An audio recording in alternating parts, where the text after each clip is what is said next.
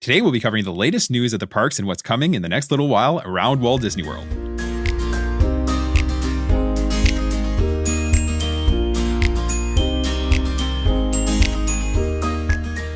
Hello and welcome to the Let's Go to Disney podcast. I'm Oliver. And I'm Lucy. Today is Sunday, October 26th, and you're listening to episode 111. News recap, Jollywood Nights, Festival of the Arts, and so much more. Today's topic will be a news recap, so instead of getting into news, the topic will be news. So for us this week, not much is new. We're definitely feeling the pinch of our upcoming trip. And of course, we're super excited and really, really looking forward to it. But we do have a lot left to do and not a lot of time to do it in. So we'll be busy in the next couple of weeks for sure. And we've actually been pretty fortunate with the weather so far in October, at least by Regina standards, considering it's the 26th of October today and I cut the grass.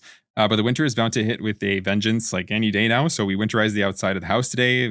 Hoses and AC are shut off and closed up for the winter. We put away all of our patio furniture. And I also put up the Christmas lights, which I know it might seem early, but this way I'm not going to freeze my fingers off trying to get them up there when, it starts to get consistently in the minuses. Yes. So yeah, that was weighing on me. So I'm just glad to get that all done today. Yeah, we've been really lucky with the weather. Even Halloween is calling for +10. So It's just crazy. Yeah. And we've had snow at Halloween before. So yeah. Yeah, we are 17 days out from our trip at this point. And between getting ready for the trip itself and organizing Sophia's birthday once we get home and the holidays, we've certainly had a lot on our plate. But it's all getting done. It's all good. We're going to get it done like we always do. We always do, yeah. Always do. And you're still busy with work and school and activities and stuff. So it's just about juggling. And you know what else? My parents are a huge help to us because they even just took our son away for the afternoon. Our daughter has a little party to go to just so that we could get some stuff done. Yeah, exactly. All hands on deck. Yeah, exactly. With that said, there's always, news trickling in every week, right? And we got a few more announcements this week as well. So we figured why not make an episode to encompass kind of everything that's going on right now and what's coming in the next few weeks and early in 2026. So basically, if you're traveling in the next, let's say couple weeks to 3-4 months, what can you expect, in terms of closures and things coming and things opening and whatnot. So on that note, this week, Disney announced the Festival of the Arts dates over at EPCOT. So it's going to run January 16th through February 23rd, which is just about 39 days. Not just about, it is 39 days. This is definitely one of the shorter festivals, along with Festival of the Holidays, which is actually just a little bit shorter, I think. And then Food and Wine, of course, and Flower and Garden actually tend to run for much longer periods of time, almost 3 months, actually. So these are quite a bit shorter. It's also the newest addition to the festival kind of lineup at EPCOT, making its debut in 2017. So by, festival standards, it's actually fairly young. Yes. You can expect to find the usual offerings, right? So the Disney on Broadway concert series are returning. This is essentially where the Broadway artists are going to perform at the America Gardens Theater in the afternoon and the evenings. Disney hasn't revealed the lineups for these yet, but we should get that fairly soon because even though Halloween hasn't even come and gone yet, January is going to be here before we know it. So yeah, that should be coming fairly soon. Yep, that's right. Dining packages will also be available here for reserved seating for one of the night performances on the day of your visit. And it is not a festival without food. And the food studios, which are what the booths are called for this festival, are returning, and there's going to be over 20 of them this year, spread out through the park and the World Showcase. Disney will drop its foodie guide around 2 to 3 weeks before the festival is to begin. Figment's Brush with the Master Scavenger Hunt is also returning, and along with other favorites like Animation Academy, the Expression Section, a Paint by Numbers mural, photo ops, exclusive merchandise, among other offerings. Yeah, this basically starts up right after Marathon Weekend, right, which runs January 7th through 11th. So yeah, later that week, essentially. If you're there from mid-January to the end of February, make sure to enjoy some of the offerings over at the festival. We also got some other EPCOT news this week. So Disney announced that Soarin', both at Walt Disney World and Disneyland, is getting a brand new adventure named Soarin Across America for the summer of 2026. I think that's so exciting. Yeah, 100%. Yeah, for sure. They said that the new show is going to feature USA, obviously, from sea to shining sea and highlight some of the country's natural beauty and iconic cityscapes. You can expect sweeping sights, a lovely score, and of course, fresh scents, right? Just like any other kind of Soarin' of course montage, right? Think fresh grass and oranges over the Florida orange groves. Yeah, for sure. That's Soarin' over California. Oh yeah, that's right. So totally. Probably not Florida. Yeah, but sometimes it comes. Yeah, you're right. You're right. Yeah. So they also said that Imagineering is currently working on capturing the footage for these refreshed show scenes with more than a dozen new locations. Oh, so they, so exciting. Yeah. And actually also shared a reel with Patrick Warburton announcing the news as well. So that's pretty awesome. And you should definitely go check that out because he does the whole thing. Yeah. I wonder if they'll have a revamped version of his introduction when you're waiting in line. I doubt it, but I wouldn't be surprised if when it first comes out, if he doesn't go to California. Yeah, exactly. Yeah. So this is all in celebration of America's 250th. So that's going to be really cool to see. And we are really, really looking forward to this one. And still in Epcot, if you're going to Walt Disney World in the next couple of weeks, you should be aware that Remy's Ratatouille Adventure will be closed from November 10th to 13th. A few weeks ago, Disney announced that the Disneyland Paris Remy's attraction will be converted from 3D to 2D. And then last week, Disney announced that the same changes are going to be made at the EPCOT attraction as well. It's a fairly short closure, only 4 days, but we do realize that if your trip lands exactly on those dates, that could honestly be a huge bummer. It would be a bummer for us. So Yeah, for sure. Definitely.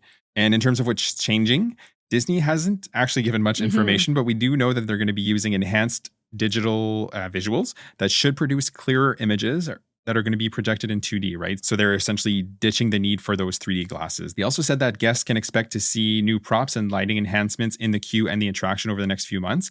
But again, that implies that not everything is going to be done during that 10th to 13th closure. So that's likely going to be done, over the coming months and weeks. I feel like we were saying before, they could do it in the evening or nighttime, I guess. Yeah, exactly. Like make the props and show scenes and then just implant them into the attraction. Yeah, exactly. So aside from that, Spaceship Earth was closed in August and just officially reopened today. It doesn't appear that anything changed, so it was probably just a routine maintenance just to keep the attraction running smoothly. So if you are at Epcot this week, Spaceship Earth is back up and running. I think I did see a video, though, that said that the animatronics seem to be running a little bit more smoothly. Yeah. I mean, so who knows? I guess that is routine maintenance. It is routine maintenance, exactly. Yeah, totally. And a couple of weeks ago, we also got some Frozen Ever After news. So the audio animatronics at the attraction are going to be updated to feature the newest technology that's available, right? So think of what we're already seeing over at Tiana's Bayou Adventure and at World of Frozen over in Hong Kong Disneyland. The coloring on the faces of the characters like Anna and Elsa with the current projections just was always a little bit off, just not quite right. Yeah. So that's going to definitely be a nice update. Disney said that these changes are slated for early 2026. We don't have a closure date or anything like that, but if it's early 2026, we should hear more news soon. Because, I would think so, yeah. Yeah, early 2026 is coming up. It'll be quickly. here, like you said, before we know it. Yeah, exactly. And the Epcot Festival of the Holidays is also coming up fairly quickly here. It's going to run November 28th to December 30th this year. We should be seeing a foodie guide for that very soon. And then we also got the Candlelight Processional Celebrity Host lineup a little bit ago. So if you got a trip lined up, you can check which hosts will be presenting during your trip. And then aside from that, unless you've been to the parks pretty recently, you likely have not experienced the newly refreshed Test Track. That reopened on July 22nd, so definitely go and check that one out. I cannot wait to finally ride that one again. Yep. And the new adults-only Spaceship Earth-themed lounge named Geo 82 opened back on June 4th. So if you are an adult-only party, make sure you stop by there. If that interests you as well, don't just ditch your kids in the park. They won't like that. Yeah, no, exactly. And that does interest me, and I'm definitely going to be swinging by there in January. Yes, you will. Yeah. And then over at Hollywood Studios, there's been some new movement lately as well, and that's mostly closures as of right now. So back in June, Muppets Courtyard closed forever, right? This is where Muppets Vision 3D, Mama Melrose's, and Pizza Rizzo were located. This area is now walled off, right? And it's going to remain that way for the foreseeable future. We also know that Rock and Roller Coaster is going to close at some point in the near future as well. But it's going to get a Muppets retheme. That's set to open in the summer of 2026. We don't have a closing date as of right now for that either, but we have to assume it's going to be, in the nearest future too, because summer of 2026 is like 8 months out from this point. And if it's a full, well, not a full retheme, but I guess, yes, a full retheme, but they're not changing the track. That's right. So yeah, that's going to be soon as well. Absolutely. Yep. We don't know much, but what we do know is the premise of the ride isn't changing much, right? The Muppets are going to be featured in the Electric Mayhem Band. The pre-show is going to be updated, and it's going to feature Muppet animatronics. Disney also said that the Muppets are pairing up with some big stars for the music for the attraction. They haven't said exactly who that is at this point, so we're looking forward to news on that front as well. I'm going to guess Taylor.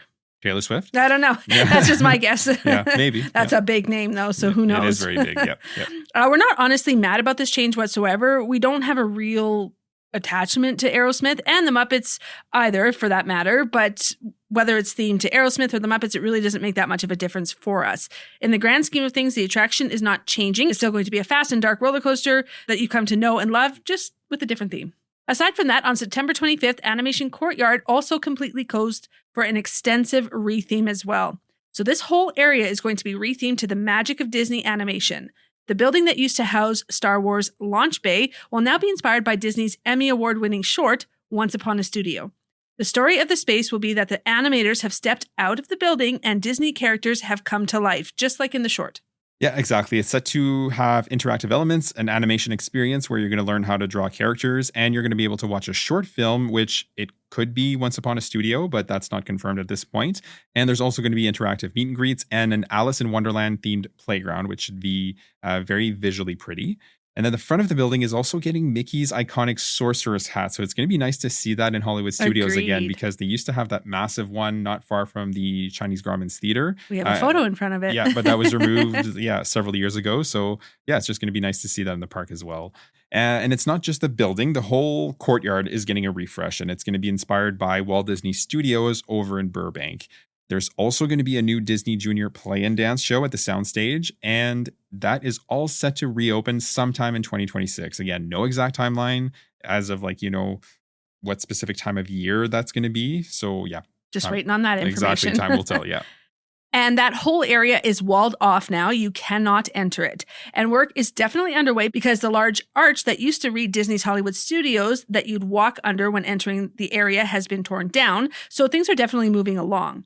We're not mad about this change either. The fact that it's going to be a mix of nostalgia and fresh new offerings is awesome in our opinion. And that whole area just needed a little bit of TLC anyway. So this is going to be a really nice change for that area of the park. Aside from that, we got some news on Jollywood Nights for this year. This is the hard-ticketed party that happens at the park on select nights in November and December. This year, you're going to be able to enter the park a half hour earlier than last year at 5:30 p.m. before the event officially kicks off at 7:30 p.m. and it's going to run until 12:30 a.m. A lot of offerings from last year are returning again this year. Fiesta en la Calle, which was previously on Commissary Lane, will be down by Rock and Roller Coaster. There's also going to be a new Miguel meet and greet down in that area as well, Miguel from Coco. Yeah, exactly. Disney also said that there are two new shows. So that's The Little Mermaid, A Musical Adventure, and Disney Villains Unfairly Ever After are both going to be open during party hours. And Backlot Express is also getting a new party exclusive menu as well during event hours. Disney Holidays in Hollywood. What's This? Tim Burton's The Nightmare Before Christmas Sing-Along, the Twilight Soiree at the Tip Top Club, Glisten, the skating show, and the Jazzy Holidays at the Hollywood Brown Derby are all set to return to the event this year. So yeah, all great shows. Excellent all really great shows. offerings. Oh my gosh, The Nightmare Before Christmas. Ridiculous. Yeah, it was super good. Yeah. And they're also going to bring back Jingle Bell, Jingle Bam that lights up the Chinese Garments Theater. That was a good show. Yeah, 100%. Yeah. And that happens at 10 p.m. I forgot about that one. That was a good one. Yeah. And then all the character meet and greets from last year are also back, including some fun new ones. So Coco's Miguel, like we said, down Sunset Boulevard, Chewbacca over in Galaxy's Edge, and Partysaurus Rex over in Toy Story Land. Cute. Actually, they shared a photo of this one, and he's wearing like a Viking hat with red hair underneath, and then like friendship necklaces around his neck. Anyway, it looks super cute. So definitely check that out if you're there. And of course, there's a brand new collection of party merch as well, because merch. Of course. And Disney also dropped their foodie guide for the event this week. Disney said that there will be a whopping 82 party exclusive menu offerings, 35 of which are new for this year. ABC Commissary has the same offerings as last year, so the birria taco or the plant-based cauliflower taco, the empanadas with street corn, the yuca con chicharron, the taco bout, a holiday cookie, and the Mexican hot cocoa cheesecake. They are getting two new drinks, though, the Chica Morada Punch, and you can get that spiked with pisco.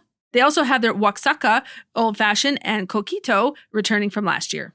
Backlot Express is joining in on the fun and getting a fresh new menu for the party. They will have hickory mac and cheese, the Jolly Jam Slider, the Sleigh Bell Brussels Sprouts, the Sweet Chili Cheer Chicken Slider, and the Holly Jolly Bread Pudding. They are also going to have the Figgy Pudding Martini and a couple of draft beers as well. Yeah, it looks like some fun new options there. Baseline Tap House has returning the mac and cheese croquettes and the beer margarita. Gertie's Ice Cream of Extinction is going to have the popular Christmas Gertie cookie, which essentially looks exactly like her with a Christmas hat. Literally. And Dockside Diner has returning the loaded samosas, which are plant-based, the meatball and polenta, and the Christmas tree cookie stack, which is super cute and definitely Instagrammable. So if you're looking for a cute treat, that's where you want to go. They're also going to have the Sandy Claus hot cocoa and the new Stroop waffle bourbon coffee, which is made with bourbon, salted caramel syrup, and cold brew. Ooh. Which, yeah, that sounds amazing. Really nice. Yeah, totally. Epic Eats has returning their sweet and savory funnel cakes, the s'mores funnel cake, and the spicy Korean chicken funnel cake, as well as their warm spice chai cocktail. Fairfax Fair is going to have their popovers once more. So these are the holiday turkey popover and the Just the Sides popover, as well as the raspberry lemon square for dessert. For drinks, they're going to have a classic eggnog with a caramel swirl, and you can actually get that spiked as well with Fireball whiskey. They're also going to have the mistletoe martini. Hollywood Scoops will be getting 2 new items. It's going to be the Kermit Mint Swirl and the Miss Piggy Strawberry Glam, which are both ice cream treats served in Muppet souvenir cups. You'll also be able to get the Yuletide Scoop, which is vanilla ice cream with Kahlua coffee liqueur and vanilla vodka. Ice Cold Hydraulics over near Grand Avenue will have the plant-based gingerbread bites and the new Jolly gingerbread mini churros served with a chocolate hazelnut sauce. They will also have new beverages, the mint chocolate cold brew, which you can get spiked with rum. Hollywood Brown Derby will have the same menu as last year, featuring charcuterie, chorizo arancini, hamachi, jazzy sliders, pork belly bao, shrimp cocktail, sticky chicken wings, and the plant-based tofu bao. They will also have a wide selection of holiday-themed cocktails with a couple of new options. The Mocha Espresso Mint Teeny, the Poinsettia Fizz, and the Salted Caramel Hot Chocolate. Yep. And over at KRNR Rock Station on Sunset Boulevard, this is new for this year, by the way. They're going to have the Arepas de Choclo and the Churro Sundae. For bevies, they'll have the Spiced Apple Sangria and the White Cranberry Margarita. Also new is Pretzel Palooza. They're going to offer a guava and cream cheese quesito, and they'll have the plant-based gingerbread bites here as well. The market near Pixar Plaza is also going to have returning the spring rolls. These are made with buffalo chicken and the new Mike Aroon, which is a Mike like from Monsters Inc. themed macaroon, which should be pretty cute. They'll also have new drinks, the Bing Bong Candy Lemonade, the Caramel Apple Cider, and you can actually get this spiked with rum as well. And over at the Charlie Carr Cafe, they get the Duffy Brownie and those gingerbread bites as well. You can seemingly get those pretty much everywhere. And then the Tune In Lounge is going to have 3 new cocktails, the Holiday Dill Light, the Tropical Tidings, and the Winter Spice Long Island Iced Tea. That one would probably be good. Yeah, for sure. And then last but certainly not least, the Twilight Soiree over at the Tower of Terror kind of courtyard there. They're going to have returning their pomegranate apple cider, the 1939 Royale, and the top floor daiquiri. Yeah, so long story short, lots of new offerings and then a lot of returning fun as well. We went the first year the event ran, which was actually only a couple of years ago, back in 2023. They've certainly upped their game since that first year, so we'll have to definitely go again, maybe next year. Yeah, you never know. Yeah, exactly. All right, and then one last thing that's kind of flown under the radar at Hollywood Studios is the walls up in Toy Story Land. So Disney hasn't made an official announcement on this yet, but there's definitely something being erected back there, and all signs point to a snack location.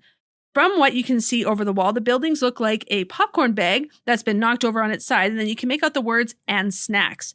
So there's sure to be some news coming out of here very soon, I would think, but it's very likely that there will be a new snack stand opening in Toy Story Land very soon. Yeah, exactly, which is actually a really good thing because Woody's Lunchbox is always really busy. Even if you can just find another place to grab a quick drink, that'll be nice. Yeah, exactly. And then moving along to Animal Kingdom, there's a lot going on over there as well. So the most pressing news is the Zootopia Better Zoogether show that's officially opening very soon on November 7th. This show replaces the It's Tough to Be a Bug show that was in the base of the Tree of Life Theater.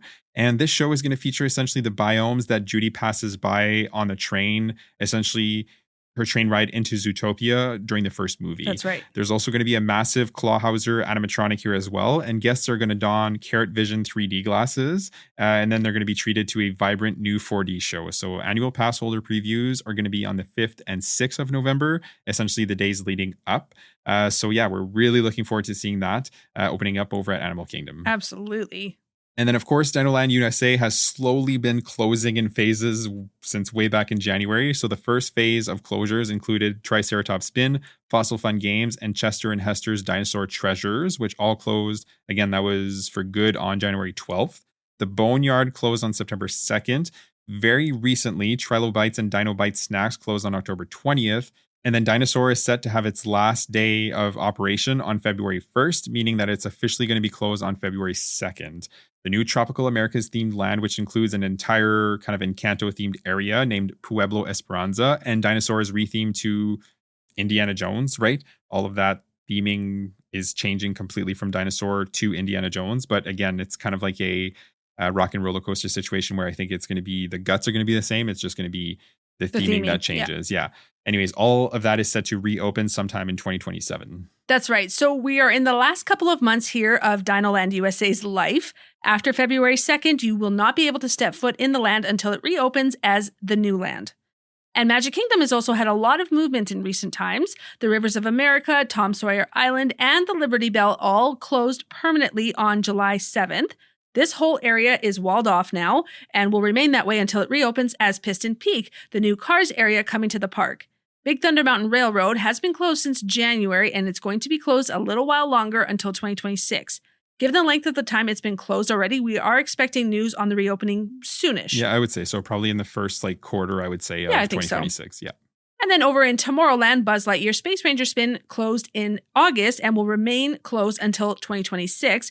It is getting new ride vehicles, new handheld blasters, new interactive targets, and a new intro scene with Buddy, a robot character. Yeah, that's going to be a good change because so good. It definitely felt a little tired over there. Yep. So yeah, I'm really looking forward to that. And of course, the Beacon Barrel opened on August 29th, right? This is like the worst kept secret because it's not a secret at all. It's been the hottest reservation in Magic Kingdom since it opened, essentially. And as of this recording, it's still really hard to get a reservation there. We've actually not been able to get one for our day in Magic Kingdom coming up on November 21st. I do have mouse dining notifications set up, so we're hoping for something to come up essentially between now and then. Fingers crossed. Yeah. And if you're heading to the park soon, you're going to be going at a good time, right? The holidays officially kick off on November 14th as per Disney, but you're definitely going to be seeing decorations and kind of festive fun in the parks before then. The last Mickey's Not So Scary Halloween party is Halloween night, and the transition to Christmas starts to happen essentially overnight, right? Plus, there's going to be Mickey's Very Merry Christmas parties before the holidays are officially underway, right? So the park has to be ready for that. So yeah, expect Christmas decorations sprouting as of November 1st and on. Yeah, that's right. So we say this a lot, but Walt Disney World is so magical at Christmas time. In our opinion, it's one, if not the best time to visit the resort. Not only do you get all the holiday offerings, but you generally just get milder weather. The only drawback is the crowds, especially around Thanksgiving and then as Christmas gets closer. But honestly, don't let that deter you because it is just a great time to visit that time of year. Yeah, 100%. Now, we've been to Walt Disney World at every single time of year, basically every month of the year. And yeah, and by far, November, December is the magical, best, right? Yeah. And it's not because it's the least busy or, the weather is necessarily nicest. It is quite nice because it is milder. It's not so hot, yeah. Yeah, for sure. But crowds tend to be heavy because it's the holidays, right? Or it's around the holidays, especially like Lucy said, Thanksgiving and Christmas. But there is that sweet spot though in between Thanksgiving and Christmas that you can find a couple of weeks of lower crowds. Definitely post Thanksgiving before mid-December. It's still going to be busy, but not anywhere insane. Exactly. Yeah, 100%. If you're a Disney fan, if you're a Christmas fan, put those two together. The parks are, not just the parks, Disney Springs does it, the resorts do it. Yeah. It's just, everything. It's a whole thing. So definitely go check that out if that interests you. With that said, thank you for joining us today to talk Disney. If you haven't already, make sure to subscribe to the podcast so you don't miss any future episodes. And as always, if you could leave us a rating and review, it would be greatly appreciated. If you choose to do so, you can leave reviews right on Apple Podcasts. And for Spotify, you can leave a rating. You can also find us on Instagram and TikTok at Let's Go.to-Disney, as well as on our Facebook page, Let's Go to Disney. We share some helpful reels here as well as some fun ones. The link tree in the show notes will take you to all of our socials. Have a great day and we'll see you real soon.